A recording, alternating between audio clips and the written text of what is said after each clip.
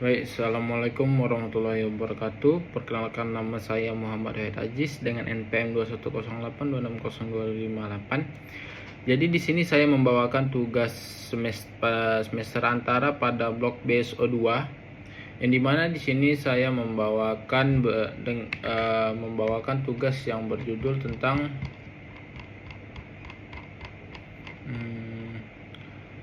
anatomi saluran kemih bagian atas.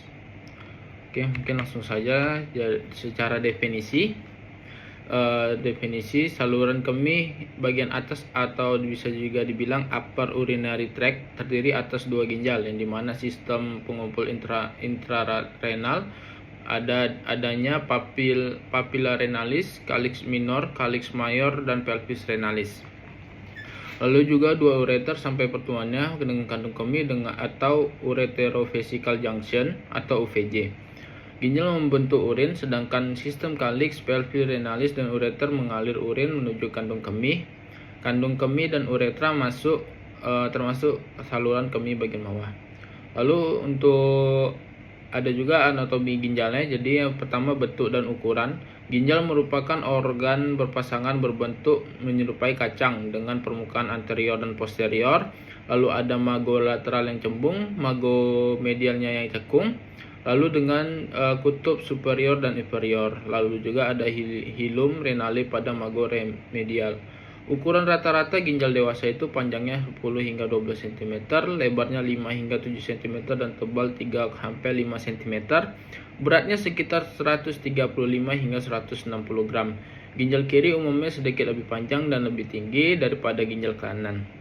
Lalu letak ginjal ini merupakan retroperitoneal, yaitu terletak di bagian peritoneum parietal posterior, yang dimana berada di sekitar vertebra T12 dan L3. Ginjal kiri terletak sedikit lebih tinggi, lalu ginjal kanan lebih rendah karena terdorong olehnya hati. Lalu kutub superior lebih dekat dengan garis dibandingkan kutub inferior. Ginjal bergerak turun sekitar 2 hingga 3 cm saat inspirasi. Lalu ada hubungan dengan tulang rusuk ginjal kanan, terutama berhubungan dengan iga ke-12, dan ginjal kiri berhubungan dengan iga ke-11 dan 12. Lalu ada juga lapisan pembungkus ginjal, yang dimana dari dalam keluar, yaitu yang pertama ada kapsul fibrosa. Dia itu selaput tipis yang melekat langsung pada permukaan ginjal. Lalu juga untuk lemak perineal atau perinefrik, dia mengelilingi ginjal dan kelenjar adrenal serta berfungsi sebagai bantalan. Lalu juga fascia renal. Lalu ada fascia renalis yang dimana terdiri dari 4 lapis dari lapisan anterior dan posterior yang membantu mempertahankan posisi ginjal, yang dimana lalu ada lemak perirenal atau paranefrik yang dimana terletak terutama di posterior lateral dan fascia renalis. Lalu ada struktur internal ginjal, yang dimana yang pertama itu ada cortex renalis. Cortex ini merupakan bagian luar parenkim ginjal. Cortex yang berisi corpuscle renalis, ada tubulus cortutus proximal, tubulus cortutus distal, lalu dan bagian awal dan bagian akhir nefron. Lalu ada medula renalis, yang dimana medula ini tersusun dari sekitar 8 hingga 18 piramida renalis. Setiap piramida memiliki basis terhadap korteks, aspek menghadap sinus renalis, dan aspek disebut papilla renalis. Lalu ada lobus ginjal. Satu lobus ginjal terdiri dari satu piramida renalis, korteks yang menutupi basisnya, sebagian kolomnya renalis di kedua sisi.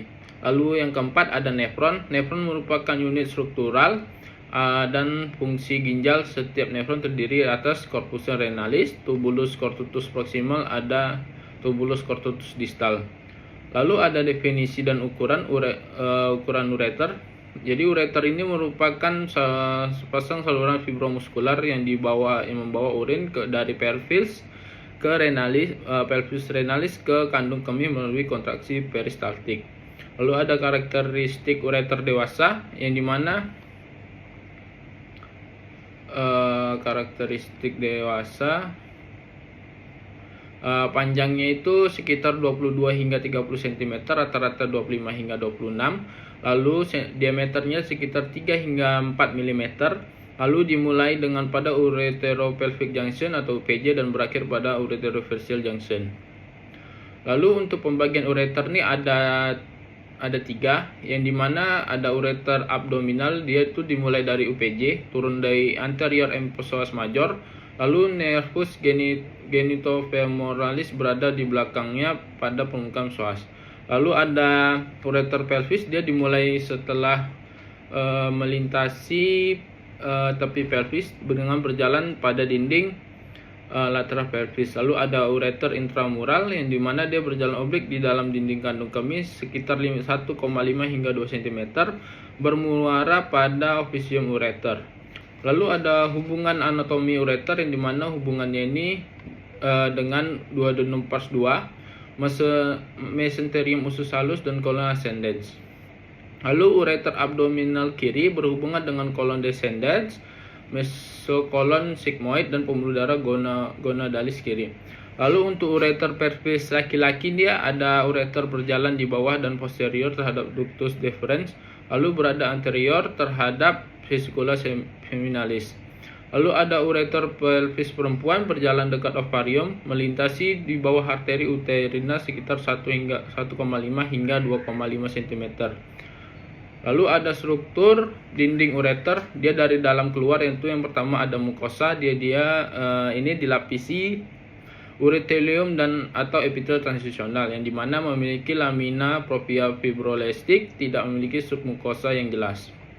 Lalu ada muscularis, yang dimana bagian atasnya umum terdiri atas lapisan longitudinal dalam, lapisan sirkular luar. Bagian distal ini memiliki lapisan longitudinal luar, kontraksi otot polos, serta menghasilkan gelombang peristaltik. Lalu ada adventitia, terdiri dari atas jaringan ikat yang mengandung pembuluh darah, pembuluh limfe, dan serabut saraf dan jaringan lemak.